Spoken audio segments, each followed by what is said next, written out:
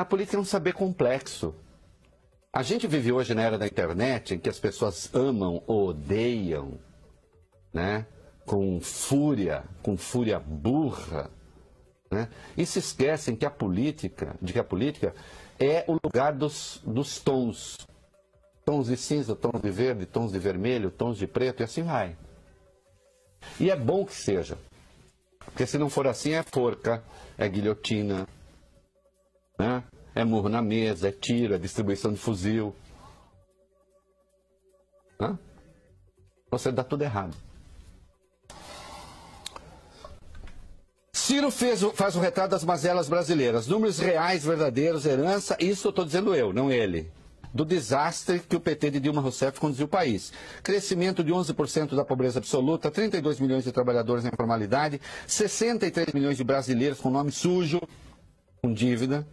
Saúde e educação em situação deplorável, insegurança pública, situação fiscal igualmente deplorável. Né? Bem, tudo isso é verdade e, creio, constará do discurso de todos os candidatos. A questão é que resposta a dar a esses problemas. O discurso não é um programa de governo, porque o de ninguém é. Quando adequado, como é o caso, concorde-se ou não, traz um diagnóstico da raiz do problema e aponta um caminho. Qual é o de Ciro?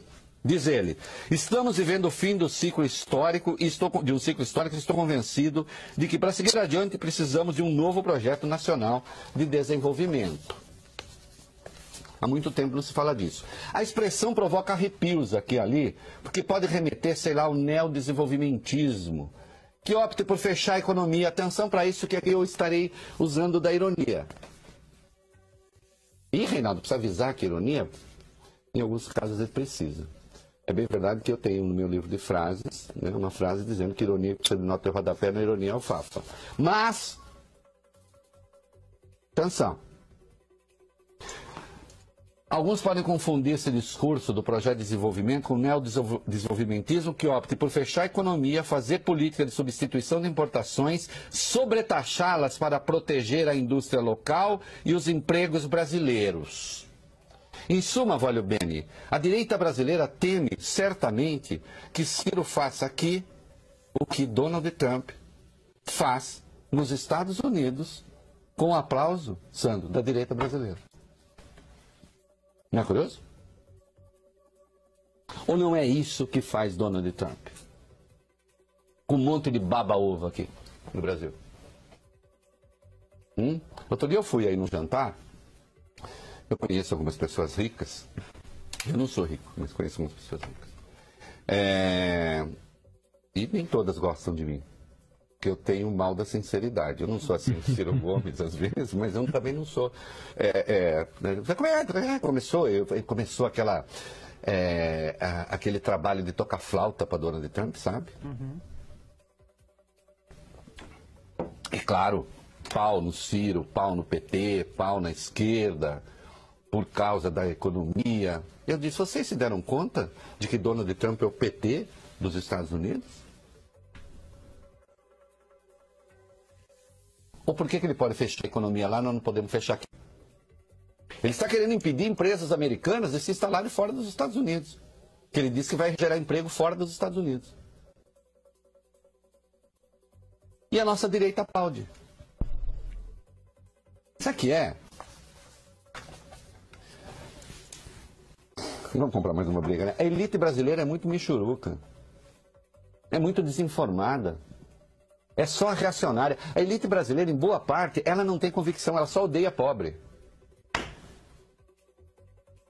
O que é lamentável. Né? Ah, você com essa roupa, com esse chapeuzinho falando de pobre? Não, eu não estou dizendo que eu sou pobre. O ponto é outro, eu não estou fazendo pobrismo, eu odeio o pobrismo. Não, não é isso. Só estou dizendo que a elite brasileira vai aqui o que aplaude lá fora. Isso é para pensar. E direi isso em qualquer lugar, diante de qualquer um. Não? Afirma o candidato, nos últimos 3 anos o Brasil fechou mais de 13 mil indústrias, desempregando dos melhores empregos e salários mais de 1 milhão de pessoas. E este fenômeno apenas se agravou recentemente, mas o Brasil é o país que mais destrói indústrias na história do capitalismo mundial. Em 1980, 1/3 da riqueza brasileira vinha da indústria de transformação. Hoje apenas 11%. Mais grave, nós já tivemos uma indústria maior e mais forte do que países como a China, a Coreia do Sul, a Malásia, entre outros. Não há uma única mentira aqui. Não há uma única mentira aqui. Se destruir a indústria fosse uma coisa boa, se fechar as indústrias fosse uma coisa boa, os outros países fariam a mesma coisa, só que não fazem, faz o contrário. Vá pegar o exemplo da Coreia do Sul. A indústria ainda é o setor que paga mais. Ainda é o setor que paga os melhores salários, que exige maior qualificação. O que não fica claro e não fica é que resposta o governo poderia dar a essa questão. Que um país como o Brasil não pode se dar ao luxo de assistir à desindustrialização que destrói os empregos e paga os melhores salários, bem, isso é um fato. Até porque os países citados por Ciro fazem o contrário. A questão é como não incidir nos erros de outrora, com subsídios sem critério, lei da informática, né, para citar um absurdo feito por aqui, e nababos alimentados pelo BNDES. Assim. Porque também, esses empresários que temem isso e aquilo, quando pegam uma grana do BNDES, eles não reclamam. Não reclamam. Né? Sim, um país precisa pensar as escolhas que faz quando é uma das maiores potências agrícolas do mundo, mas paga com soja a importação de adubo e de máquinas.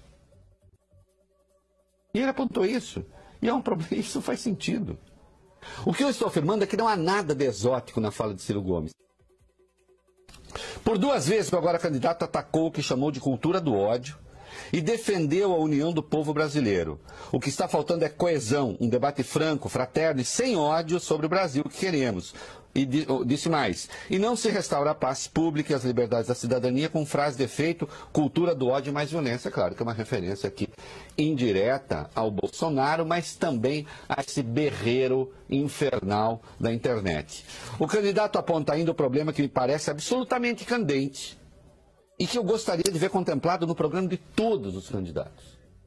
Aspas.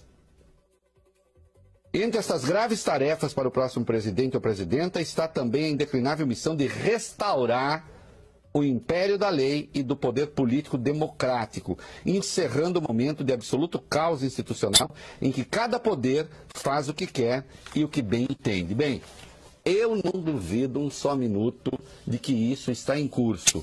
Como um presidente qualquer um pode enfrentar, bem, aí com a força da liderança política, embora reconheça-se não seja tarefa fácil. Um país em que frequentemente o próprio Supremo se encarrega de descumprir as leis, é sim um país com problemas. Em seu discurso, Ciro pregou ainda o respeito aos contratos e deixou claro que os mais ricos têm de dar sua contribuição especial para restaurar o equilíbrio das contas públicas, bem como destacou o governo, também tem que contribuir.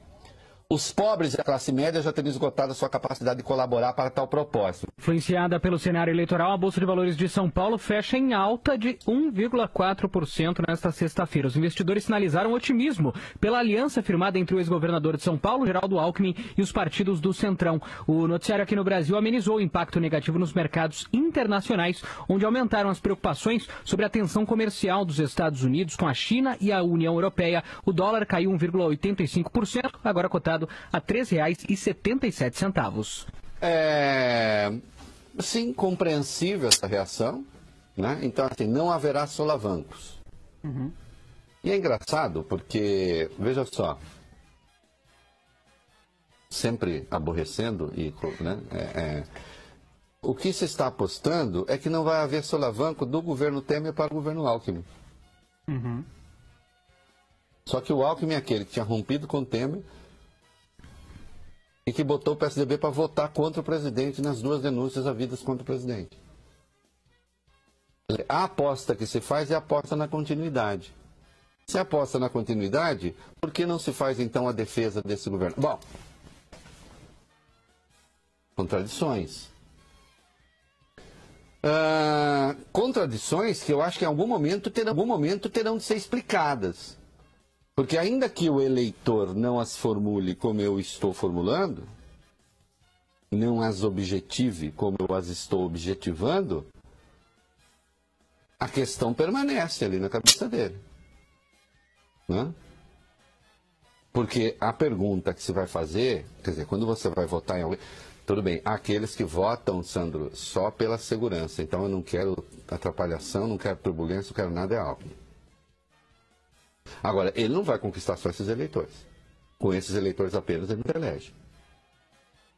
Em algum momento alguém vai perguntar, e muita gente vai perguntar, mas o que vai mudar? Mercado, e eu não estou falando isso com viés moralista nenhum, né? No mundo inteiro existe o mercado especula também. Né? Você usa pretextos para ganhar dinheiro e para fazer o outro perder dinheiro. É o que se chama chacoalhar macieira para cair maçã.